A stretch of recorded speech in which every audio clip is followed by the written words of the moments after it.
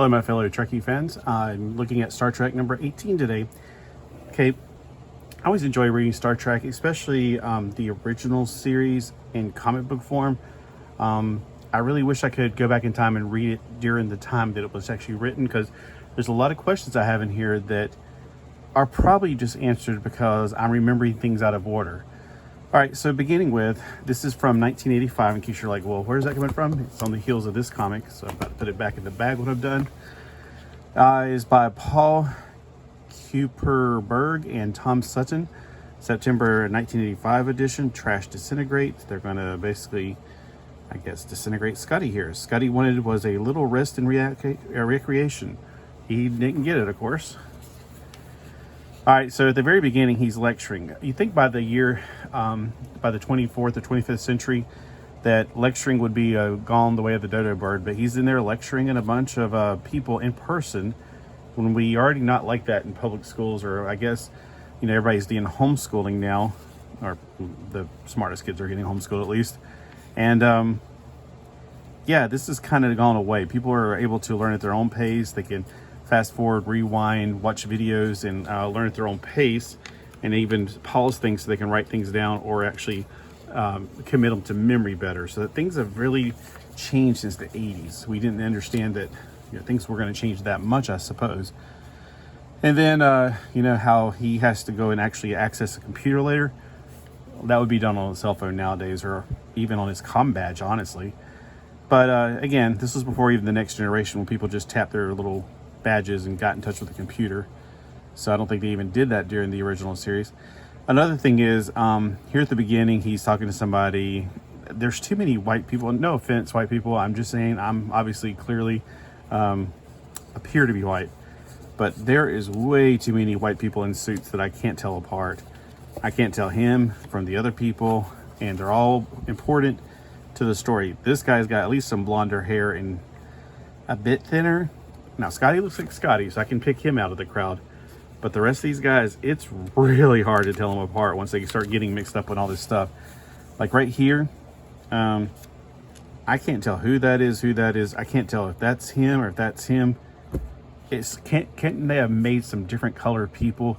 Maybe even some green people, some blue people, just a little bit of difference. I got at least a black guy right here, but there's just too many of the same color, and I can't tell who's who. And it's not that all white people look the same. It's just that they're all drawn and they all look the same in the drawing. You tell me if you can tell which one's which. Other than there's that guy. I can't tell if this guy's him or him. It says, hey, you shouldn't be in here. This is authorized personnel only. This is my authorization, buddy. So I'm guessing it's him and him. But it looks more like him and him. So that's where I'm a little bit confused. Maybe I don't know. Like I said, this is very confusing. So that's one thing. So, yeah, minor detail, whatever. One thing I didn't like was that Scotty was going to try to make this guy pretty much drunk by drinking things that he's never drank in his life. He's a cadet. He's asking Scotty some questions. And Scotty's, dang it, this isn't working. I think he's trying to get him drunk so he'll shut up and leave him alone. Say, the inverse ratio. This isn't working, is it? Or what is it, sir? Never mind. You come with me. Perhaps it's the fault of the quality of the merchandise we've been served, eh? I think he was trying to get him drunk so he can leave him alone. Just tell him you don't have time. That's all I got to do. There's no reason to get him intoxicated. He is a college, I don't know what age cadets are. You know, they could be high school, college. Who knows at this point? It's the future after all. So hopefully we got smarter by then. All right. So anyway, during that time, there has been a crime committed. Some people stole some stuff and thrown it into the incinerator. So we're like, why would they steal it to incinerate it? That's the curious thing. So, you know, Scotty can't just leave it alone. He's got to go and investigate this thing. He's finding out, first off, what is it was stolen? Paper towels. Well, where was it stolen from? From another starbase way out in the middle of nowhere. They don't get their paper towels from there. They get them from Earth. Why would they get them from all the way out in the middle of nowhere? You know, like billions of light years away. That's another thing that sticks out. So it must not be that. And then while he's trying to do the investigations, this guy is really getting nervous. Calls upon the guy who basically hired him. And here's the weird thing. While he's in this room, like in the, I guess the what's it called, like the inventory rooms or whatever. He's pushing a thing off to kill him. Why did he just shoot the laser? Now, at the beginning, that's another thing. They shot a phaser and killed 3 of the men that were guards. Now, maybe it was after this comic book came out, but I remember very clearly on one of the movies of Star Trek that they were trying to investigate something on the starship, and she said, look, and she pulled the laser and she fired it, and I was saying, beep, beep, beep, beep. All the alarms on Enterprise went off, and I'm pretty sure that was like the second movie, though. So this was after the second movie, because they're talking about, Spock coming back from the dead. I'm like, so this had to be after movie number 4. So maybe I'm wrong. Just let me know. When was that happened? She shot, and it was on the movie. I think it was, what's her name? She was in the 3rd movie, but a different actress. Or it could have been a different Vulcan altogether. Savak. Pretty sure it was Savak, and she fired a laser to prove that if you tried to fire a laser on the ship, the sensor would automatically go off. So why didn't it go off on the starbase? That's one thing. Well, of course, that actually could be figured out later when you find out what happened in this particular comic book. Up here, if that didn't go off, why does he want to throw something on top of the guy? How did he see it in time? How did you hear it coming through the air? I mean, is it whistling? Is it making a noise? I mean, if it's a storage place, it's not going to have the best lighting. He pushes it off to kill him. The other guy's like sees it, knocks him to the ground, and it crashes. Why would you do that? And then why would you make yourself visible? Just hide back in the shadows and act like, no, well, it must have fell down by itself. That's one thing. Number 2, I would have just fired my phaser at him. He ain't going to outrun a laser. He's just not going to, although people keep doing it in these comic books. The guy basically takes him down, beats the crap out of him. I didn't think Scotty had it in him to do that.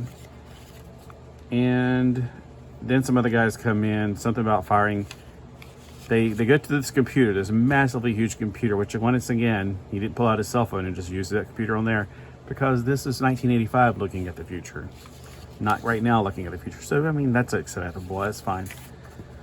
But he finds out that, okay, so the planet where the paper towels are supposedly came from, or the supposed paper towels come from, it's actually like a crystal meth or meth place, and they weren't throwing it in there the disintegrator to destroy it. They were throwing it in there to process it. So they were actually making like toilet bowl stew, I guess, whatever they do in prisons, making toilet bowl alcohol. I don't know how they do that. I have no idea. I'm sure it has to do with the apples they don't eat or something. But let me see. So they're trying to get around these other 2 guys. But at the very end, ultimately, there's a lot of, things going on here. It's hard to portray. I mean, it's probably one of those things where they took a novel and tried to make it into a picture thing, and it's really hard to give with pictures, especially with all the people looking just alike. It says, this guy found him, pulled the laser on him, and then the guy came by and zapped him and says, back away from that, from there, Scott. Stop that. So basically he saves the day. This guy, that's his friend, saves the day. But he's like going, so you just happen to be walking by. You just happen to be carrying a phaser, and you just happen to have it on kill instead of stun. None of this makes sense. And it's like, all right, you found me out. I would have got away with it if it weren't for you bad kids and your stupid dog. That kind of thing. Oh, and then he was about to kill Scotty, but he forgot the other guy was in there, and the guy tackles him, knocks him to the ground, and, well, that's all she wrote, folks. So, yeah, it's okay. It wasn't a terrible story. It's fun to see Mr. Scott in action, but at the same time, there's a lot of loopholes in it. Like I said, like you firing a phaser, but there's no alarms going off.